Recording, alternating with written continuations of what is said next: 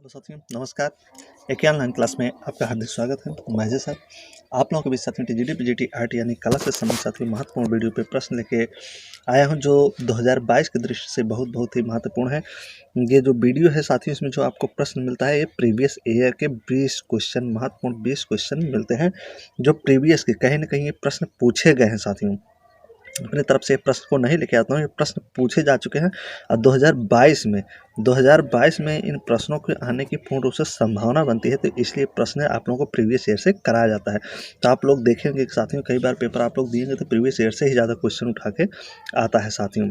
और ये आज का जो सेट होगा, टेस्ट होगा, जो भाग होगा, ये 49 होगा। कौन सा होगा साथियों? तो 49 ना 49। तो इसके पहले के जो टेस्ट सीरीज जो भाई बहन नहीं देखे हैं तो जाके प्ले स्टोर पर वहाँ पे देख सकते हैं। तो ये वीडियो आपको शाम को मिलता है 6 से 7 बजे के बीच में। बहुत इंपॉर्टेंट इसमें 20 क्वेश्चन आपको कराए जाते हैं साथियों।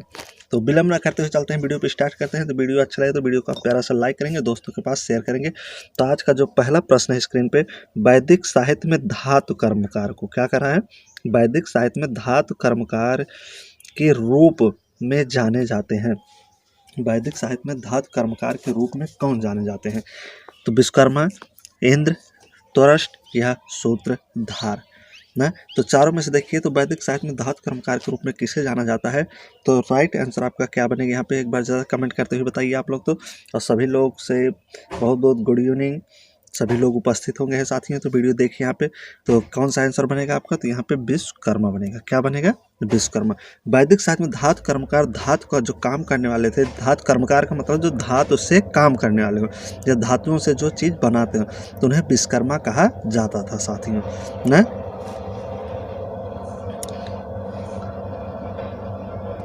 अगला है नटराज की मूर्ति। क्या है? नटराज की मूर्ति के बाएं हाथ में प्रज्वलित अग्निहोतक है। कह रहा है कि जो नटराज की मूर्ति है उसमें बाएं हाथ में एक प्रज्वलित अग्नि है न, प्रज्वलित जलते हुए बाएं हाथ में एक अग्नि का घोतक है। वो किसका है? घोतक है, किसका प्रतीक है ये न? नटराज की जो मूर्ति में बाएं हाथ में एक प्रज्वलित अग्नि है, किसका घोतक है? दाहकता की, अमंगलकारी दाहकता की, या विनाश की, या सर्वनाश की। तो 2 नंबर क्वेश्चन का आगाज आपके सामने हो गया है साथियों। तो दूसरा क्वेश्चन आपका चल रहा है, तो क्या हो जाएगा? नटराज की मूर्ति में बाएं हाथ में जो प्रज्वलित अग्नि का घोतक है, तो किसका है साथियों? यहाँ पे राइट आंसर क्या बनेगा? तो वो बन जाएगा आपका अमंगलकारी दाहकता की। तो इसमें जो बी वाला आंसर आपका बिल्कुल सही हो जाएगा। हाथ में प्रज्वलित अग्नि को दिखाया गया है ना, नटराज की मूर्ति में जो एक अग्नि का प्रज्वलित दीप ऐसे लिए हुए दिखाया गया है, जो अमंगलकारी का प्रतीक होता है। अगला है वस्तु विधा का विषाद विवेचन है। जो वस्तु विधा है, इसका विषाद विवेचन क्या है? देवता मूर्ति प्रकरण है, रूप मंडन है, अपरिचित पृच्छ है, या मानसोल्लास है। तो वस्तु विधा का विषाद विवेचन क्या है साथियों? तो इसका कहने का मतलब क्या हो जाएगा? तो अपराजित पृच्छा हो जाएगा। तो यहाँ पे जो सी वाला आंसर है आपका क्लियर हो जाएगा ना। भट्ट भुवन देव द्वारा कृति है। अपेक्षाकृत जो है भट्ट भुवन देव द्वारा एक कृति है, जिसमें वस्तु विधा का विषाद विवेचन हुआ है। इसमें नगर निवेश सिद्धांतों का भी प्रणयन किया गया है। इसमें अगर भूमिज मंदिरों को देखे जाए तो 25 प्रभेद बताए गए हैं। कितने प्रभेद बताए गए हैं भूमिज मंदिरों के? तो 25 प्रभेद इसमें बताए गए हैं। 25 क्या प्रभेद है भूमिज मंदिरों के। अगला है अस्थानक प्रतिमा होती है। जो अस्थानक प्रतिमा है कैसे होती है? किसे कहते हैं अस्थानक प्रतिमा? खड़ी हुई, बैठी हुई, लेटी हुई, या इनमें से कोई नहीं। तो अस्थानक प्रतिमा किसे कहेंगे साथियों? तो एक बार जरा आप लोग कमेंट करिए, बताइए कि अस्थानक प्रतिमा कैसी होगी? खड़ी हुई होगी, बैठी हुई होगी, लेटी हुई होगी, या इनमें से कोई नहीं होगी। तो अस्थानक प्रतिमा का मतलब क्या होता है? यहाँ पे क्या होता है? तो खड़ी हुई। तो आपका ए वाला आंसर आपका बिल्कुल राइट हो जाएगा ना। लगभग सभी देवताओं की जो प्रतिमा होती है अस्थानक रूप में ही पाई जाती है। कैलेंडर में आप लोग देखते हैं तो ज़्यादा देवी देवताओं की जो प्रतिमा होती है वो खड़ी ही दिखाई देती है। मूर्ति होती है तब भी वो खड़ी होती है, कैलेंडर में देखते हैं तब भी वो खड़ी ही दिखाई देती है। तो उसी को ही अस्थानक प्रतिमा कहा जाता है। मांडी शैली का सबसे प्राचीन उपलब्ध चित्र है। जो मांडी शैली है, इसका सबसे प्राचीन उपलब्ध चित्र कौन सा है मांडी शैली का? राजा केशव सेन का रूप चित्र है, 12 मासा है, रागमाला है, या त्रिपुरा सुंदरी है। तो मांडी शैली का सबसे प्राचीन उपलब्ध चित्र क्या हो जाएगा साथियों? चारों ऑप्शन में देखिए और बताइए आप लोग। मांडी शैली का सबसे प्राचीन उपलब्ध चित्र इसमें से क्या बनेगा है? तो यहाँ पे जो बनेगा साथियों, तो मांडी शैली का सबसे प्राचीन उपलब्ध चित्र जो होगा राजा केशव सेन का जो रूप चित्र है साथियों, इसी को ही सबसे अच्छा बताया जाता है। संभवतः यह मांडी राज्य का सबसे प्राचीन चित्र है ना, इन्हीं कार्यकाल में चित्रित किया गया था, जो इन्हीं के कार्यकाल में से चित्रित किया गया था मांडू। मांडू में कपूरगिरी नामक चित्रकार द्वारा बनाई गई सचित्र रामायण की एक प्रति राष्ट्रीय संग्रहालय नई दिल्ली में भी रखा गया है। तो किसके द्वारा बनाया गया था? कपूरगिरी नामक एक चित्रकार थे, इन्हीं के द्वारा रामायण की एक प्रति मांडू में बनाई गई है, जो नई दिल्ली में रखी गई है। अगला है सिंधु काबुल और 7 नदियों की घाटियों से घिरा प्रदेश कौन सा है? सिंधु काबिल और 7 नदियों की घाटियों से घिरा प्रदेश कौन है? सिंधु शब्द है, गांधार है, मौर्य है या कुषाण है? सिंधु काबिल और 7 नदियों की घाटी, तो 7 का मतलब यहाँ 7 होगा ना। तो कौन सा प्रदेश है जो घिरा हुआ साथियों? इसमें 4 में से देखिए, तो यहाँ पे जो प्रदेश घिरा हुआ साथियों, तो क्या है? गांधार है। 7 नदियों की घाटियों से घिरा हुआ प्रदेश क्या है? तो यहाँ पे गांधार है ना। गांधार का उदाहरण अथवा उड्डयन 7 देश भी कहा गया है। यह सिंधु काबिल और 7 नदियों की घाटियों से घिरा हुआ होता है, साथ इसी को उड्डयन भी कहा जाता है। गांधार को उद्यान अथवा उड्डयन के नाम से भी जानता है। दूसरा का 7 देश भी कहा जाता है साथियों से। गांधार की मूर्तियों के विषयों की पूर्व सूची तैयार करना बुद्ध के विस्तृत जीवन चरित्र लिखने के समान है।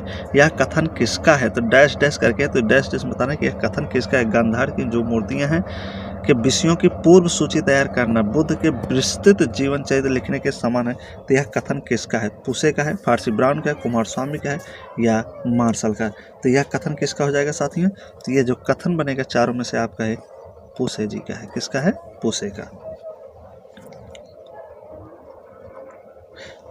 अगला है यहाँ बीच में पुसे हो जाएगा आपका।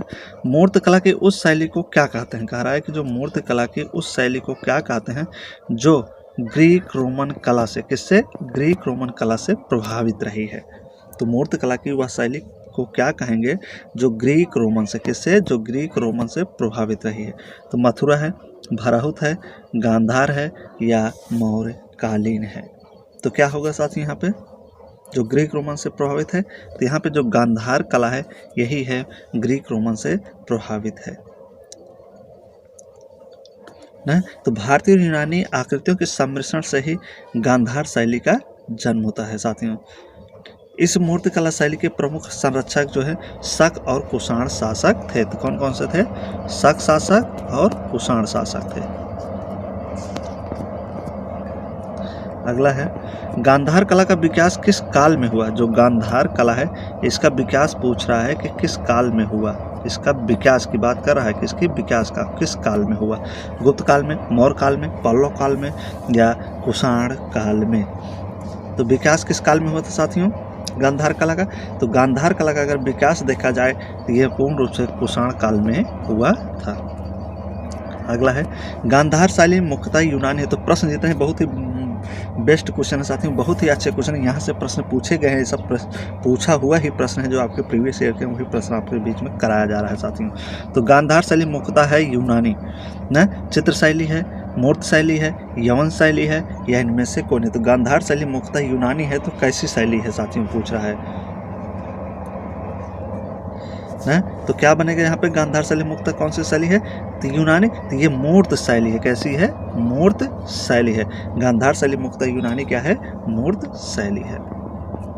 गांधार शैली मिश्रण है। कह रहा है कि जो गांधार शैली किसका मिश्रण है? ये भारतीय ईरानी का, ग्रीक रोमन का, भारतीय चीनी का या ग्रीको ईरानी का? तो किसका मिश्रण है गांधार शैली? तो किसका मिश्रण हो जाएगा? तो ग्रीक और रोमन। किसका? ग्रीक और रोमन का ही मिश्रण है गांधार शैली साथियों। अगला है आपका किस शैली में भगवान बुद्ध को केश तथा मूंछों से युक्त बनाया गया है। कह रहा है कि कौन सा एक शैली है जिसमें भगवान बुद्ध को न उनके केश है यानी कि बाल है और मूंछ से युक्त बनाया गया है। भगवान बुद्ध को केश और मूंछ से युक्त बनाया गया है। गांधार शैली, जैन शैली, राजस्थान शैली या मुगल शैली है। तो कौन सी ऐसी शैली है जिसमें भगवान बुद्ध के न बाल हैं सर पर और क्या है, मूंछ है। तो कौन सी शैली हो जाएगी यहाँ पे। तो यहाँ पे ऐसा जो किया गया है साथियों, तो गांधार शैली में ही ऐसे देखने को मिलता है ना। बुद्ध को मूंछ युक्त प्रदर्शित करना कहाँ की कला है, तो गांधार कला की विशेषता मानी जाती है ना। और देखा जाए साथियों तो यहाँ पे मथुरा और अन्य किसी भारतीय शैली में बुद्ध की मूछें नहीं बनाई गई थी। तो मथुरा में भी बुद्ध की मूछें नहीं बनाई गई थी। सिर्फ गांधार कला ही एक ऐसी कला है जहाँ पे यहाँ पे भगवान बुद्ध को मूछ सहित दिखाया गया है। मथुरा में ऐसा नहीं था। अगला है कनिष्क की मूर्ति किस काल की देन है। जो कनिष्क की मूर्ति है साथियों, किस काल की देन है कनिष्क की मूर्ति। गुप्त काल की, कुषाण काल, मौर्य काल की। तो कनिष्क की मूर्ति जो है किस काल की देन है, किस काल से इसका संबंध है। तो इसका जो देन है कुषाण काल की ही देन है। इसका संबंध जो है कुषाण काल से। कनिष्क की मूर्ति कुषाण काल में मथुरा शैली में बनी थी न। मथुरा में कनिष्क की एक विशाल खड़ी मूर्ति पाई गई जिसकी दाहिनी भुजा कैसी थी साथियों, तो गदा और बाएं में तलवार थे। दाहिने भुजा में क्या था, गदा था, और बाएं भुजा में क्या दिखाया गया था, तलवार दिखाया गया था। शिलालेखों के आधार पर कुषाण कालीन मथुरा कला का समय डैश डैश तक माना जाता है। तो कह रहा है कि जो शिलालेख मिले इसके आधार पर कुषाण कालीन मथुरा कला का जो समय है तो माना जाता है ईसा पूर्व 2वीं सदी से 6ठी सदी तक, ईसा पूर्व 4वीं सदी से 6ठी सदी, 2री सदी से 6ठी सदी, 3री सदी से 5वीं सदी। तो राइट आंसर यहाँ पे क्या बनेगा साथियों। शिलालेख के आधार पर कुषाण कालीन जो मथुरा काल का जो समय है क्या था, तो वो 2री सदी से लेके 6ठी सदी तक होता है। तो 2री सदी से लेके 6ठी सदी, तो सी वाला आंसर आपका बिल्कुल यहाँ करेक्ट हो जाएगा। अगला है मथुरा की बुद्ध प्रतिमाएं बनी थी। जो मथुरा की बुद्ध प्रतिमाएं थी वो कैसी बनी थी, किन चीज़ों से बनी थी। चूना पत्थर या लाइमस्टोन, लाल बलुआ पत्थर, रेड सैंडस्टोन या डायोराइट, या एक है आपका संगमरमर। तो न मथुरा की जो बुद्ध प्रतिमाएं थी वो किस चीज़ से मिलकर बनी हुई थी। तो किससे बने थे सत मथुरा की बुद्ध प्रतिमाएं, तो मथुरा की जो बुद्ध प्रतिमाएं थी लाल बलुआ पत्थर से बनी थी। किससे बने थे, लाल बलुआ पत्थर जिसे हम रेड सैंडस्टोन भी कहते हैं। अगला है मथुरा के मूर्ति शिल्प मुख्यतः किस पत्थर में निर्मित किए गए हैं। जो मथुरा के मूर्ति शिल्प है मुख्यतः किस पत्थर में निर्मित किए गए हैं। लाल बलुआ पत्थर से, नीला पत्थर से, काला ग्रेनाइट से या संगमरमर पत्थर से। तो मथुरा कला की जो मूर्ति शिल्प है ये किस पत्थर से बनाई गई, पूछ रहा है किस पत्थर से इसका निर्माण किया गया है। तो कौन सा पत्थर है साथियों, तो यहाँ पे लाल बलुआ पत्थर ही हो जाएगा ऑप्शन में। अगला है आपका प्राचीन भारतीय शिल्प शास्त्रों में मंदिरों के निर्माण की प्रमुख शैलियों को उल्लेख है। तो प्राचीन भारतीय शिल्प शास्त्रों में मंदिरों के निर्माण की प्रमुख शैलियाँ क्या है साथियों, का उल्लेख कहाँ हुआ है। नागर शैली, द्रविड़ शैली, बेसर शैली या यह सभी। तो प्राचीन भारतीय शिल्प शास्त्र मंदिरों में तो कौन सी शैली का प्रयोग किया गया है, तो देखा जाए साथियों यहाँ पे तो नागर शैली भी प्रयोग होता है, बेसर शैली होता है, द्रविड़ शैली, यानी ये तीनों शैली का समावेश इसमें प्रयोग किया गया है। तो राइट आंसर आपका डी हो जाएगा। कुषाण राजवंश अपने चरमोत्कर्ष पर किसके शासन में आया। जो कुषाण राजवंश है ये अपने चरमोत्कर्ष पर किस शासन के समय में आया था, किस शासन के समय में आया। भीमकटविशस के, अशोक के, कनिष्क के या वशिष्ठ प्रथम के। तो कुषाण राजवंश अपने चरमोत्कर्ष पर कब आया, तो कब आया था साथियों, एक बार जरा कमेंट कर दीजिए। तो ये सम्राट जो कनिष्क थे, कनिष्क के शासन काल में ही यह अपने चरमोत्कर्ष पर आया था। राजनीति और संस्कृत की दृष्टि से श्रेष्ठ शासक जो माना जाता है वो कनिष्क को ही माना जाता है। उसके शासनकाल का आरंभ 78 ईस्वी के लगभग माना जाता है। किसका माना जाता है, 78 ईस्वी के लगभग कनिष्क का शासनकाल माना जाता है। और इसने एक नए युग की शुरुआत या नींव भी डाली थी। जिसे शक संवत के नाम से भी जाना जाता है। किस संवत के नाम से? तो शक संवत के नाम से। तो यह शक संवत किसने चलाया था? कनिष्क शासक ने ही चलाया था। 78 इसका समय था, 78 ईस्वी। एतमुद्दौला का मकबरा कहाँ स्थित है? जो एतमुद्दौला साथियों, इसका मकबरा पूछ रहा है कहाँ पे स्थित है। तो एतमुद्दौला का मकबरा कहाँ स्थित है? आगरा में है, मथुरा में है, दिल्ली में है या इलाहाबाद में है। तो एतमुद्दौला का मकबरा कहाँ स्थित है? तो इसमें 20 क्वेश्चन आपको 22 क्वेश्चन बहुत ही महत्वपूर्ण क्वेश्चन मिलते हैं। एतमुद्दौला का मकबरा कहाँ है साथियों? ना, तो एतमुद्दौला का जो मकबरा है साथियों, तो कहाँ है? आगरा में है। कहाँ पे है? आगरा में है। एतमुद्दौला का जो मकबरा बनवाया था, किसने बनवाया था? नूरजहाँ। कौन बनवाया था साथियों? नूरजहाँ बनवाए थे। किसने बनवाए थे? नूरजहाँ बनवाए थे। 1622 लेके 28 में। कब बनाए थे इसे? 1628 से, सॉरी 1622 से लेके 1628 आप मानेंगे ना। 1622 से लेके 1628, यहाँ 28 होगा, यहाँ पे 22 होगा। इस चीज़ को ध्यान देंगे। तो नूरजहाँ ने इसे बनवाया था। यह आगरा में यमुना नदी के किनारे पर स्थित है। आगरा में कहाँ है? तो यमुना नदी के किनारे। यमुना नदी आगरा में यमुना नदी के किनारे है आगरा। ठीक, अगला है, यह पूर्णतः देखा जाए तो यह संगमरमर का ही बना है। पूर्णतः संगमरमर का बना है एतमुद्दौला का मकबरा। एतमुद्दौला देखा जाए तो जो नूरजहाँ के पिता थे, कौन थे ये? नूरजहाँ के पिता। अगला है आपका, किस अवध की पेंटिंग चित्रकला में पहली बार फूल, पत्तियों और पौधों को चित्रित किया गया है? तो ये आज का आखिरी लास्ट क्वेश्चन है साथियों।